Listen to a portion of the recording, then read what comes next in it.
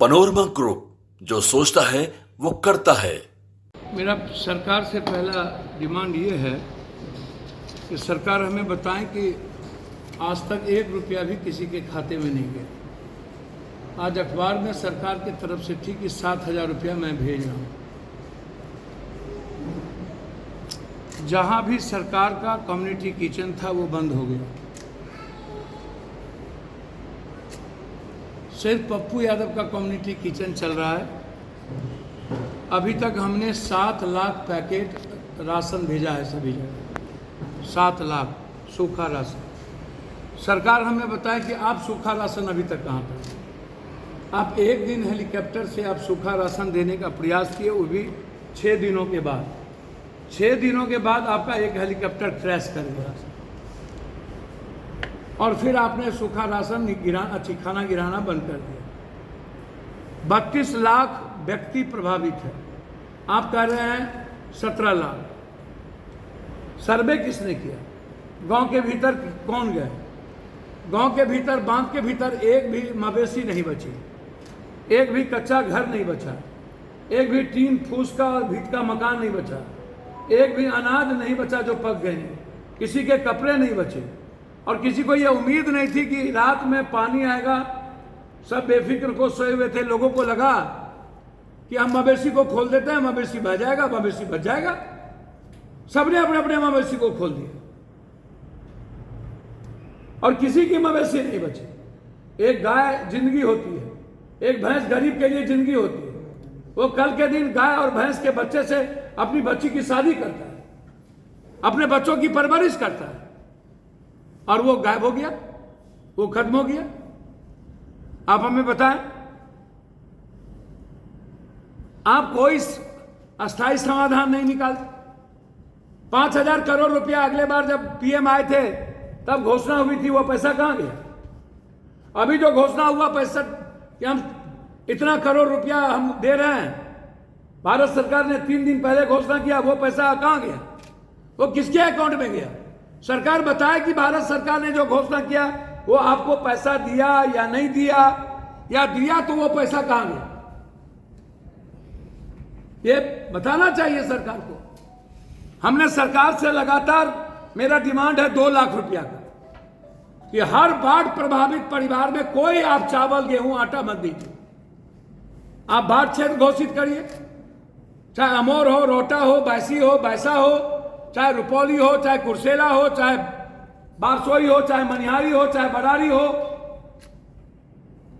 आप बाढ़ क्षेत्र घोषित करिए। नौगछिया हो, आप कोसी, सीमांचल, मिथिलांचल से लेकर के छपरा का इलाका, मुजफ्फरपुर, सीतामढ़ी, मोतिहारी, दरभंगा, 7 बांध टूटी है, एक नहीं।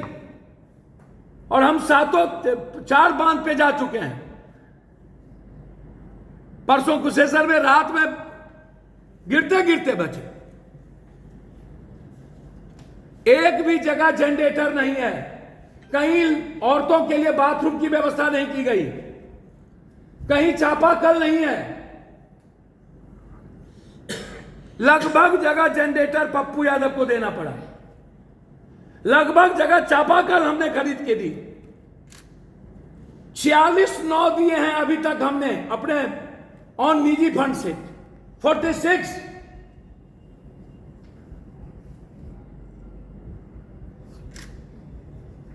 सरकार का नौ कहां गया? एनडीआरएफ कहां गया? और एनडीआरएफ जहां है वहां पर सीओ कह देता है कि तेल की व्यवस्था नहीं है, तेल खत्म हो गया। तेल लाने गया है, सरकार से परमिशन ले रहे हैं, तब तक आदमी मर गया, रेस्क्यू नहीं हुई। क्यों भैया? एक भी डॉक्टर का कैंप नहीं, बांध के भीतर एक भी कम्युनिटी किचन नहीं, ना सूखा राशन। तो आप जरा बताइए कि लोग कैसे बचे होंगे? लोगों की जिंदगी का क्या हाल होगा? लोगों की बचने की तो कोई उम्मीद नहीं है।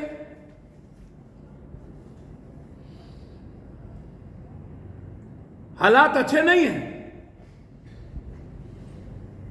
आपने पूर्णिया में कहां कहां कम्युनिटी किचन चलाया भाई? आपने राशन कहां भेजे? यदि 3,000 आदमी हैं तो 40 आदमी को राशन भेज दिया। यहां जिला पार्षद हैं बैठे हुए। एक दिन जब पानी नीचे गिरने लगा तब कम्युनिटी किचन शुरू हुआ, और कम्युनिटी किचन 2 दिन नहीं चली, दूसरे लोगों को खाना नहीं खिलाया, बंद कर दिया। बिल बन गए। कटिहार की वही स्थिति, पूर्णिया की वही स्थिति, अररिया की वही स्थिति, मधेपुरा, सुपौल, सहरसा की वही स्थिति, किशनगंज की वही स्थिति। अभी जो डगरवा और भैंसी का इलाका पूरा का पूरा जलमग्न है।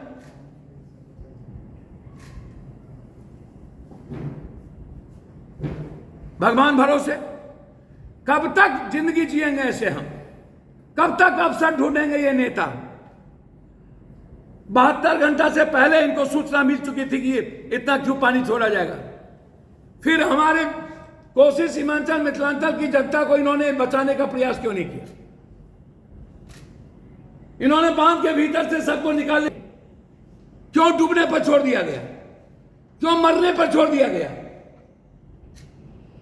सभी नेता मस्त, कोई कहीं, कोई कहीं, कोई कहीं, कोई कहीं। बिहार की जनता के प्रति इनकी जिम्मेदारी नहीं है। आज एक भी हेलीकॉप्टर नहीं है। आज इनके पास इतने पैसे नहीं है। चुनाव में ये 4 करोड़, 10 करोड़, 20 करोड़ रुपया लगाते हैं एमएलए, एमपी, मंत्री, संतरी में, लेकिन जनता को रोटी देने की बारी आती तो इनके जेब में पैसे नहीं होते। अपनी सियासत के लिए, इनके सत्ता के लिए पैसे होते हैं इन लोगों के पास। कब तक जात पात के आधार पर आप वोट लीजिएगा? कुशाह त्रासदगी को यदि हम ना भूले होते, जनता 2 क्विंटल 4 क्विंटल अनाज पर यदि जनता ना भूली होती, आज तक रिहेबिलिटेशन नहीं हुआ, आज तक फसल क्षतिपूर्ति नहीं मिली, आज तक जानवर क्षतिपूर्ति नहीं मिली, आज तक घर क्षतिपूर्ति नहीं मिली, आज तक रिहेबिलिटेशन नहीं हुआ, जस का तस गाद है, और हम फिर वोट ले लिए।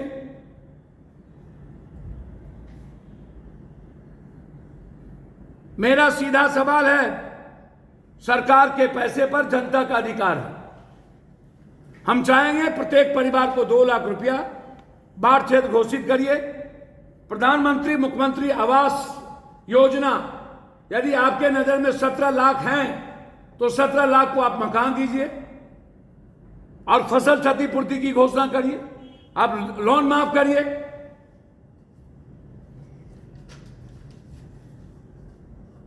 ये सरकार तो चेतती नहीं। मस्त है सभी लोग, सारे नेता मस्त है। कोई नेता नहीं बचे जो मस्त नहीं है। किसी को मतलब नहीं है इसके डूबने से, मरने से, किसी भूख मर गए। हम कुशेश्वर जा रहे थे, दरभंगा के एक मोड़ पर नगर आयुक्त, एसडीएम, डीटीओ, हमने कहा ये हम किचन के खाना खाते, और जब उधर से लौटे, साथ खाना खाए, लौटे तो कम्युनिटी किचन बंद। लौटे रात में तो कम्युनिटी किचन बंद।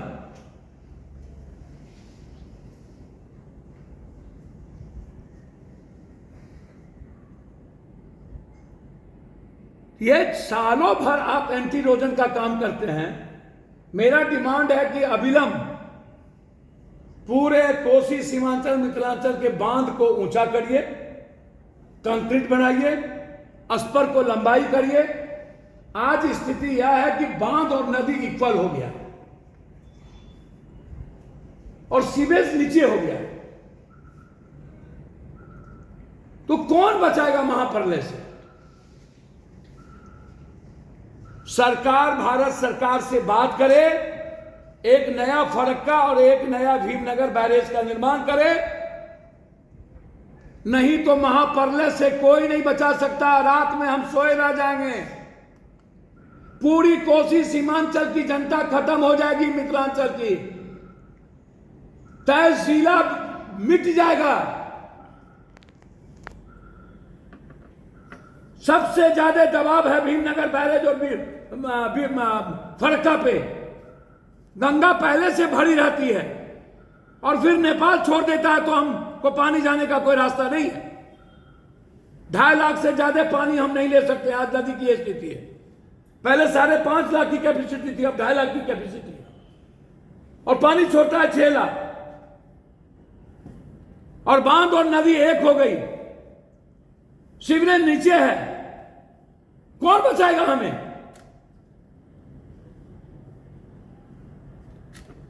फसल की भी काफी क्षति हुई है। नहीं, फसल तो खत्म, मैं तो बोल ही दिया भैया, हम तो कह ही दिया कि फसल तो बर्बाद ही हो गई, कच्चा घर तो बचा ही नहीं रहने के लायक, उसके घर में अनाज नहीं बचे, लगभग जानवर फंस गए और आज तक सही राशन नहीं मिला।